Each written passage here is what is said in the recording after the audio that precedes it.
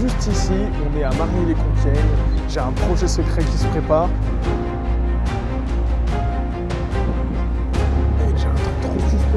On est à Sancy-les-Cheminots parce qu'on va aller voir les bêtes qui se retrouvent dans nos burgers.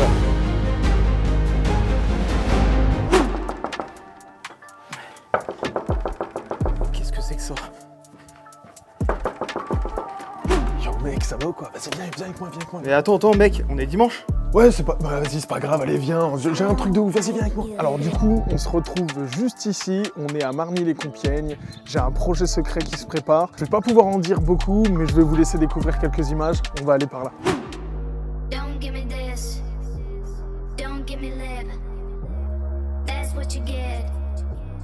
Faudrait que je vois là si en gros je peux faire rentrer deux chambres froides, une positive, une négative.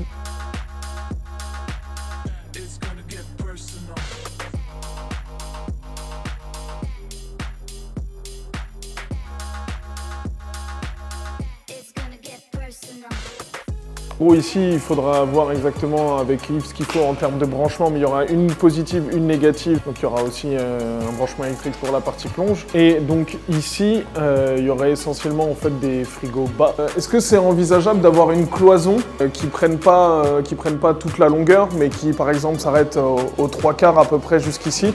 Donc on rentre ici, moi j'avais fait la cuisine en entier là, et tu vois, moi j'avais fait des locales de stockage. Attends, je suis très mauvais là. Ouais. Mais en fait, du coup, ici, toi, c'est ton stockage. Ok, ouais, là, c'est le stockage et la plonge. Ouais, il va... Non, après, je pense qu'on peut le faire empiéter juste en laissant un passage à 90. Donc, en gros, t'en as deux qui s'étalent comme ça, dans ce sens-là. Ok. Parce que du coup, je me demande si le point d'eau, il sera là, ou est-ce qu'il sera là, enfin, tu vois.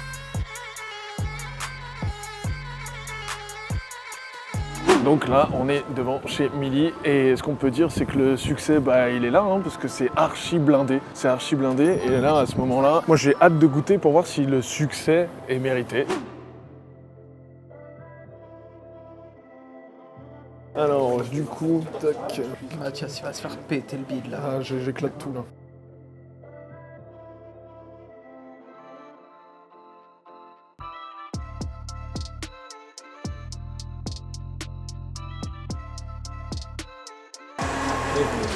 Je crois que le smoothie c'est du jus, ça va être méga sucré. Thanks. Bon allez, c'est fait, on va pouvoir déguster. Un petit peu dommage, c'est que le restaurant est déjà très petit. Moi j'ai compté à peu près 14-16 places à l'intérieur, donc on n'a pas pu manger à l'intérieur. Enfin du moins on aurait pu attendre qu'une place se libère, mais c'était vraiment très chargé et moi je voulais pouvoir prendre le temps de manger, avoir de l'espace et pas être timide aussi de parler devant une caméra autour des gens. Ce qui est cool déjà, c'est qu'au niveau du packaging, c'est vraiment archi complet, c'est-à-dire que le sac est cool, on a le petit sac aussi à l'intérieur qui est badgé, hop, même sur les boissons, tout a été pensé. Au niveau du personnel à l'intérieur, vraiment ils ont le souci de bien faire. J'avais vu sur Google avant de venir, dans les avis, qu'il y avait beaucoup de gens qui remettaient en cause le personnel, etc. Franchement, nous on a été super bien accueillis. Maintenant, j'espère que ce qu'il y a dedans, ça va être aussi bon que le beau du packaging, parce que c'est pas avec ça qu'on va se séduire ma bouche, hein. Mon palais du moins. Ah bah ça c'est malin ça. Ça, c'est malin. Il y a un burger, j'ai oublié son nom, le BA. On a fait les gros parce que du coup, comme il y a un large choix, il y avait pas mal de choses différentes à tester et je voulais vraiment partir avec un avis d'ensemble. Donc on a pris un Bali, un Miami, un Dakar, des alocos, frites de patates douces, un Sundae et c'est ce que je vous disais la dernière fois, de l'eau, important. Parce qu'avec ce qu'on va s'envoyer dans l'estomac, là, si en plus il y avait un coca avec tout ça, ça ferait un peu beaucoup. S'il y avait un coca avec ça, je sais pas... mince, excuse-moi, Je pense que je vais commencer par le Bali. Donc toujours au niveau du packaging, hein, même le papier est à l'image du lieu. Le burger, bon. Ça sent bon. Et ça sent meilleur que ça de tête. On voit déjà que le pain a été un peu trop toasté et on dirait que le burger a été smash en direct sur la planche. Bon allez, on va voir ce que ça donne. C'est le goût le plus important. Donc c'est un burger à base de poulet. Poulet cheddar, petite carotte râpée, je vois. En fait, on a du poulet à l'intérieur, on voit que c'est 2 tenders qu'ils mettent. Je m'attendais, moi, plutôt à un steak de poulet. Donc, du coup, ça doit être les mêmes tenders qu'ils utilisent dans leur side et donc, du moins dans tous leurs burgers. Donc là, du coup, on a de la salade, on a des petites carottes. Alors, s'il y en a uniquement là. On dirait qu'il y a un petit oignon à l'intérieur et une sauce plutôt sucrée. Les tenders sont pas mauvais, j'ai clairement déjà mangé beaucoup mieux en termes de poulet et en termes de tenders. Ils sont un petit peu trop salés. J'imagine bien que c'est pas des tenders qui sont panés sur place, etc. On connaît un peu le produit. C'est pour ça que pour l'ensemble de la dégustation, en fait, je vais en parler comme un burger de chaîne, parce que ça y ressemble énormément. Mec, j'ai un truc trop suspect, regarde. Je sais pas ce que c'est, si c'est du fromage qui a brûlé ou... Je suis téméraire, vas-y, je goûte. Ça a clairement le goût du truc qui a été... Bah, c'est un morceau qui est resté collé à la plancha. J'ai un bout de plancha dans mon burger. Fin de dégustation pour le Bali, c'était plutôt cool. C'est à répertorier vraiment dans les burgers de fast-food au final. Dès le premier burger, on sent très bien ce côté où en fait tout est un peu industrialisé, que ce soit la sauce, le pain, qui est un pain que j'ai retrouvé déjà dans énormément de restaurants de chaîne. Le petit côté dommage, c'est que dans mon burger, j'ai retrouvé des petits morceaux noirs. Alors, rien de catastrophique, mais c'est quand on met à cuire notre steak ou notre poulet sur la plancha et qu'on a du fromage en fait qui déborde sur le côté, quand il reste sur la plancha, il a tendance à brûler. On met un petit coup de racloir et on l'enlève. Là, j'ai retrouvé plusieurs fois des morceaux en fait de fromage fondu qui ont brûlé sur la plancha et qui doivent pas être retirés à temps en fait. C'est un petit peu dommage, quand on sait ce que c'est, etc., de retrouver ça dans son burger. Ça m'a pas empêché de les retirer et de manger, mais bon, c'est un petit manque de professionnalisme, je trouve. Alors, grosse particularité de ces fameux burger sandwich. Là, on a le Daka. Ça pourrait ressembler à un hot dog comme ça. On a un pain qui a l'air moelleux, qui est un peu imbibé, qui est un peu gras, donc ça doit être par rapport à l'emballage. On a de l'aloco à l'intérieur. On a les mêmes tenders de poulet qu'on a retrouvés dans le Bali. On a des oignons confits, une sauce du coup qui a l'air plutôt sucrée une nouvelle fois, du cheddar. Je comprends pas le pain. En fait, ça apporte rien d'avoir un truc long comme ça. Pas forcément pratique à manger. Niveau des composants, on est bon ou genre... Au bout de 3-4 crocs dans le burger, on sent énormément la banane. Prend énormément le dessus. Ça nous donne quelque chose de sucré-salé, mais la banane a tendance à prendre le dessus. Ça efface le poulet. La sauce, j'arrive pas tellement à savoir du coup ce que c'est. Et les oignons sont totalement useless. C'est pas mauvais à manger comme ça, mais je pense qu'il y a un manque d'équilibre dans cette recette. Car le sucre de la loco prend vraiment le dessus sur tout le reste de ce qu'il y a à l'intérieur du burger. Si tu manges que la partie basse en fait sur celui-ci, sans prendre de la banane, et que tu manges un coup en prenant la banane, t'as vraiment pas l'impression d'avoir du tout la même chose. Quand tu prends la banane, ça efface tout le reste. Quand tu manges le reste, voilà, tu sens un peu plus ce qui se passe à côté. Alors là, on a les alocos, et donc du coup c'est le même format que ce qu'on retrouve dans le burger. J'aime commencer par le burger, pas de grande surprise du coup, parce que je connais absolument le goût. Ça je trouve c'est une véritable bonne idée, parce que du coup on a des frites classiques, des frites de patates douces, de la loco. Je sens m'en dire une bêtise en disant ça, mais en termes de calories, ça doit être moins une bombe que la frite classique. Donc si on veut se faire plaisir et faire un petit peu attention, je pense que ça peut être sympa. Mais attention à prendre avec des pincettes ce que je dis, parce que je suis vraiment pas sûr. Et du coup, c'est un accompagnement qui a tout son sens, car son restaurant est monté autour du thème du voyage. Et donc du coup, d'avoir des alocos, bon, ça vous permet de voyager un peu avec votre formule. Les frites de patates douces, comme ça à première vue, elles ont l'air hyper crispy et effectivement elles le sont. Alors par contre pour les frites de patates douces, c'est les frites de patates douces qu'on trouve dans pas mal de restaurants, mais il y a différentes qualités, différentes gammes.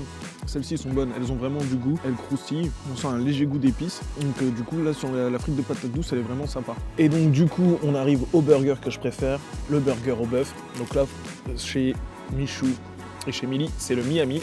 Hop là. Je vous le dévoile, ça a l'air d'être un smash. Alors au niveau du smash, du coup, on n'est pas très caramélisé. La technique de cuisson n'est pas totalement maîtrisée. On va voir au niveau du goût, parce que le burger au bœuf, c'est vraiment ma spécialité.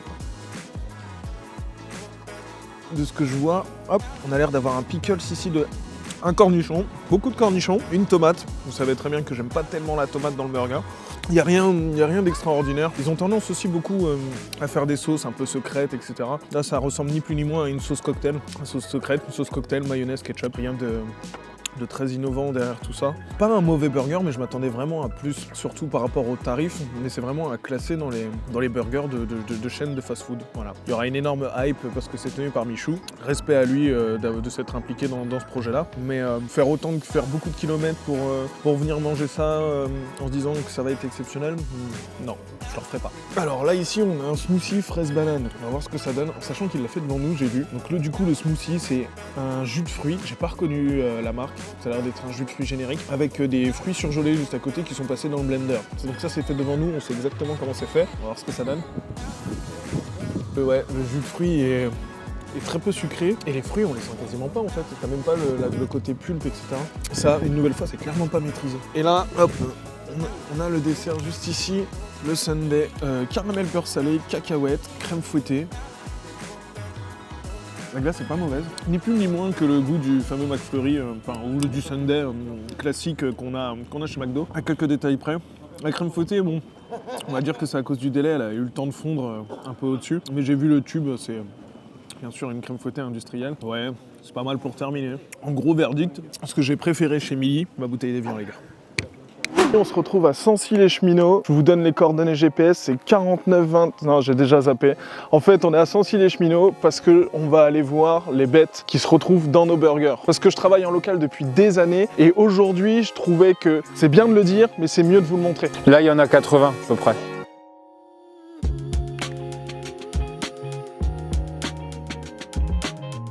Il y en a 300 qui font des veaux. Ouais.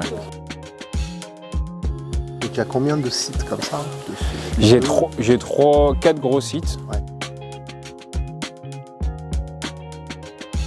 Et du coup, elles sont nourries comment? Et ben donc du 1er avril au 1er novembre, elles sont dehors, donc elles bouffent que de l'herbe. Ouais. Et après, on récolte le surplus d'herbe au printemps, et ça, on le donne l'hiver. Ok, d'accord.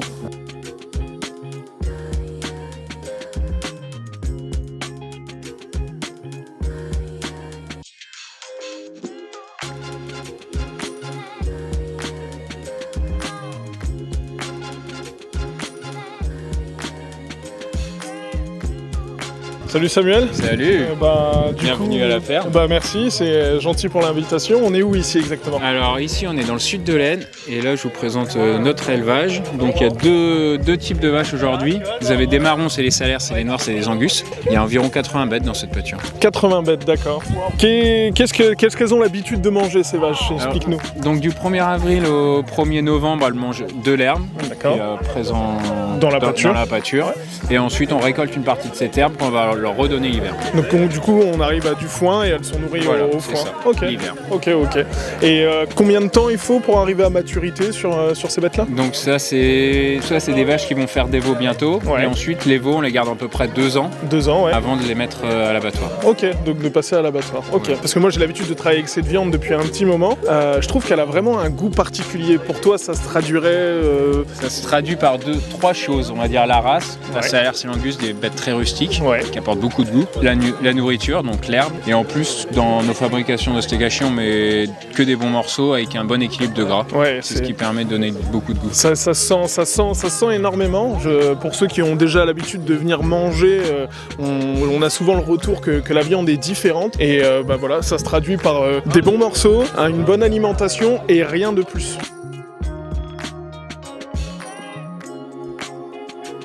Ils font venir la viande qui est sur des crochets. D'accord. Ils n'ont pas besoin de porter. Et donc ils s'installent sur les tables ici pour faire toute la partie qu'on appelle nous des os. Ok. On tirait l'os quoi, des carcasses. Et Donc elle arrive entière et des os entièrement. Ouais, elle arrive, la carcasse elle est quand même prédécoupée. Parce Ouais. que sinon tu sais c'est des morceaux qui pèsent Très lourd. très lourd. Donc je vais vous montrer après, t'as certaines c'est déjà coupées en 6 en général, tu vois la demi-nette. Ok. Et puis donc là il y a la partie avec les ordinateurs où en gros ils regardent les commandes et puis ils font toute leur préparation ici. Ouais, ils adaptent leur découpe, etc. à ce que tu as commandé. Ouais. Ok. Puis après donc là les machines que vous avez là c'est pour mettre sous vide. Après nous ça ne nous concerne pas sur la partie steak haché parce qu'on va mettre sous atmosphère. Sous atmosphère, ouais. Voilà. Donc, du coup on va aller voir la chambre froide. Olé. Carcasse. Le blé est un peu plus frais ici, Ouais. dans les frigos de stockage. Donc encore une fois, pour éviter à tout le monde en fait de porter, il y a le camion qui se met à quai là-bas D'accord. et c'est déchargé directement via ces rails. Tu vois, on a juste à pousser ok. les crochets comme ça. Et pour vous donner un exemple, sur ce rail-là, c'est une bête entière. C'est un bovin entier. Donc cette pièce-là, ça va être la patte avant. Pardon. La cuisse, là c'est la loyau, c'est les pièces nobles qu'on vend surtout en boucherie, donc avec la côte de bœuf, le filet, le filet, la bavette de rhum steak. Et ça c'est la partie capa, bon il y a la queue de bœuf aussi. Avec le capa en fait justement c'est la partie un peu plus grasse, donc soit on fait des ribs, ou alors tout ce qui est justement haché, les saucisses, les merguez, on va utiliser toute cette partie-là. Du coup, c'est cette partie-là qui me concerne alors. Ouais, Ok. un peu plus celle-ci, et avec l'avant aussi. Parce que c'est la partie la plus grasse de la bête. Ok. Là, on a des viandes qui ont été abattues la semaine dernière, il y a 3-4 jours, donc on voit la viande un peu plus rouge. Ouais. Derrière, en fait, c'est des viandes un petit peu plus affinées, où là, on va avoir 3-4 semaines d'affinage. Ouais. Ok. Et du coup, quoi, est-ce qu'il y a vous pouvez affiner au max à combien? Parce que là, j'imagine que vous l'avez affiné dans ce frigo-là, du coup. Ouais, en fait, là, ici, c'est pas un frigo adapté à la maturation. Donc, c'est pour ça que je te dis affinage. Donc là, c'est un frigo classique, si tu veux. Alors, sur des caves de maturation, tu vas vraiment régler tout ce qui est le taux d'humidité et tout ça. Ouais. C'est pour ça, nous, on fait 3-4 semaines. Max, ouais. Ouais, voilà. La plupart de nos bouchers, en fait, ils nous prennent la carcasse plutôt fraîche, tu vois, elle a 1 semaine de frigo. D'accord. Et ensuite, ils font la maturation eux-mêmes parce que souvent, ils sont équipés justement en cave de maturation. En cave de maturation, ouais. Et ce qu'on fait un petit peu plus affiné, c'est plus pour les restaurants qui nous commandent des côtes de bœuf, des tibones. Ouais. De toute façon, à part de ce que je sais, tant que la viande en fait reste sur la carcasse, on a une DLC qui est assez longue en fait. Illimitée, Voilà, c'est ça. Si ton taux d'humidité est quand même pas trop élevé, parce que sinon elle va vite poisser en fait. Ouais. Donc ça c'est pas top. Ok, ouais. Par exemple, c'est pour ça qu'elles sont pas détaillées tout de suite, on les laisse entières et après parce détailler qu'en à la fait, l'os et aussi la couverture de gras, ça va protéger la viande. Ok. Par rapport à ce que vous avez là dans le frigo, en fait, ça représente. Est-ce que des fois le frigo est beaucoup plus rempli? Ouais, là il est pas mal. Après, oui, il peut être un petit peu plus rempli. Mais souvent au début de semaine, en fait, on reçoit soit le vendredi ou le lundi matin la plupart des carcasses, et puis au fur et à mesure de la semaine, les bouchers ils vont les travailler. Il y a combien de bêtes qui sont abattues, à quelle fréquence? On fait des prestations aussi pour les éleveurs qui veulent faire des caissettes et qui vendent après en particulier. Et donc ça dépend un peu de ces semaines-là, mais sinon nous on passe à peu près pas loin d'une dizaine de bêtes en bovin par semaine. Par semaine, ok. Entre ce qu'on fait pour les éleveurs, on a une petite boucherie aussi sur place pour les particuliers. Donc, oui, j'ai vu qu'il y avait les frigos et tout. Ça dépend un peu des semaines, mais en gros on va dire 8-10 carcasses bovins par semaine. Ok. Je sais plus si je vous avais expliqué du coup ce qu'il y avait sur la Loyau. Tu as le carré de basse-côte. Ouais. Ensuite là tu as les côtes de bœuf. Là tu as le filet. Et de l'autre côté du filet, en fait, dans le prolongement des côtes, c'est le faux filet. Ok. Et là tu vas avoir du coup la partie rumsteak. Et là tu as la bavette. Et donc après, si tu veux faire par exemple tout ce qui est T-bone, c'est tranché ici, entre le filet. Ouais, c'est la découpe à l'américaine. Ouais, c'est ça. Là en fait, c'est ce qu'on appelle un mélangeur. On va mettre la viande, le gras, ça va venir mélanger le tout. Ensuite, on bascule ce mix dans le hachoir. Okay. Donc en fait, ici, tu as de la viande hachée. Donc soit on laisse comme ça, ou alors on vient caler la formeuse. Ok. Et donc là, on règle en fonction des clients, tu vois, si tu veux du 130, du 150 grammes. Et ici, du coup, tu as les steaks qui viennent se poser là et qui sont acheminés au bout de la ligne. Et là, tu as une personne qui les récupère, qui les met en barquette. Okay. Et ensuite, ces barquettes passent sous la machine qui met sous atmosphère. Qu'est-ce que c'est exactement comme gaz l'atmosphère? C'est un mélange d'azote et de CO2. Okay. Du coup, ça vient chasser l'oxygène. Ouais. Qui a tendance à faire noircir la viande, ou à la bouger, etc. Oui, c'est ça vient un peu modifier la couleur du steak, mais quand tu ouvres la barquette, ils reprennent l'oxygène. Oui, j'avais souvent la question, tu sais, j'ai des jeunes qui travaillent avec moi et ils étaient assez surpris de cette différence de couleur qui se fait en fait en quelques, en 1 ou 2 minutes, la viande est redevenue rouge. C'est perturbant au début, c'est marrant. Même l'odeur, quand tu as cette odeur, quand tu ouvres ta barquette, tu as cet air qui a été chassé et puis le gaz qui ressort. Tu peux avoir une odeur qui peut être assez surprenante, mais ça fait partie de la conservation de la viande. Donc on arrive au bout de cette vidéo, j'espère que ces 3 sujets vous auront plu. Je pense continuer à donner mon avis autour de tous ces burgers qui peuvent faire le buzz pour vous donner un véritable avis impartial sur la qualité qui est proposée, sur l'ambiance, sur le concept en lui-même. Ça m'a également fait hyper plaisir de commencer à pouvoir parler un tout petit peu de ce nouveau projet qui est en train de prendre vie et dont je vous parlerai un peu plus en détail. Il faut laisser le temps au temps. Dernière chose, ça me tenait encore plus à cœur de vous montrer que c'est un défi quotidien aujourd'hui de proposer des produits locaux de qualité, donc de faire une véritable recherche, et ça me faisait encore plus plaisir de vous immiscer dans leur quotidien pour que vous compreniez que voilà, la qualité, elle a un coût. Et forcément, ce coût, c'est pour ces éleveurs qui sont passionnés et qui nous font vivre, nous, avec des produits de qualité. Si la vidéo vous a plu, n'oubliez pas de vous abonner, de partager cette vidéo autour de vous. Et puis, il ne me reste plus qu'à vous dire à bientôt pour une nouvelle aventure. Ciao!